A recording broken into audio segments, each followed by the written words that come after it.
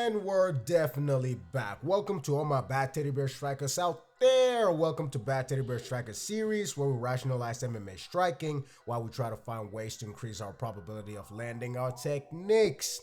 Welcome to the lead hand series, where we focus on lead hand attacks. Okay, so you've started your kickboxing, boxing, and MMA journey, and I've been training for a bit of time now. However, for some weird reason, you always find yourself having problems landing your jab, which is the most important tool in all of combat sports. Well, you came to the right place, and we will fix that problem today.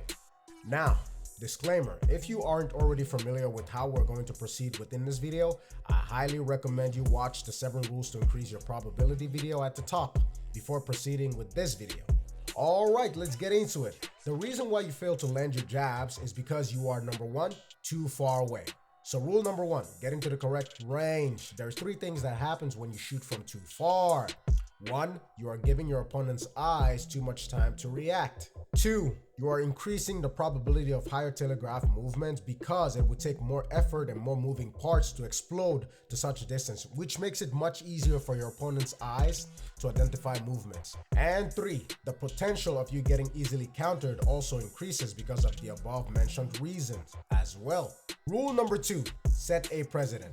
Because of the fact that we're trying to land a straight jab, which is strictly from A to B, we have to create a precedent, and the best way to do this is to utilize feints before you shoot, because the feints will allow you to see how your opponent would naturally react if you did commit to that jab.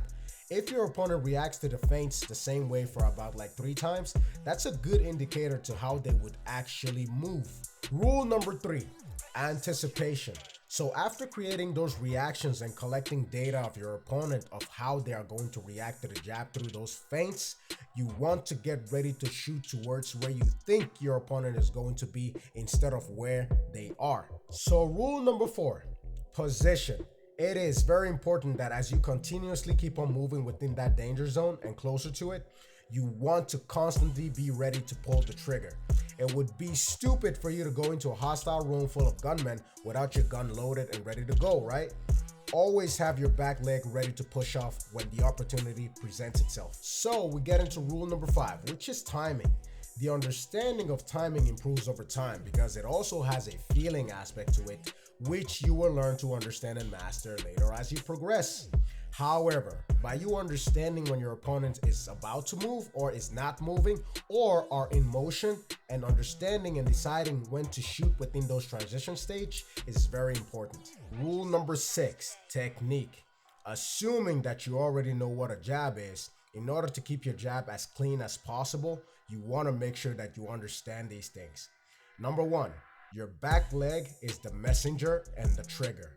Number 2, your front leg is the message and the bullet. Number 3, your body is the envelope and the gun. And number 4, the better you hide the gun, the more damage you can do before it is spotted. Okay, so keep your elbows tucked as long as possible when you throw your jab until it reaches the target. Now, when your front leg steps in and touches the floor, your jab should already be in your opponent's face. If you shoot the gun from too far, it is highly probable that you will either miss or the damage on impact won't be that significant, okay? And rule number 7, speed. As you guys know, speed kills.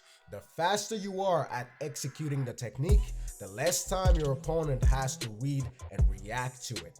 You can win a whole fight with just a great jab alone. Now go practice and show them how it is done.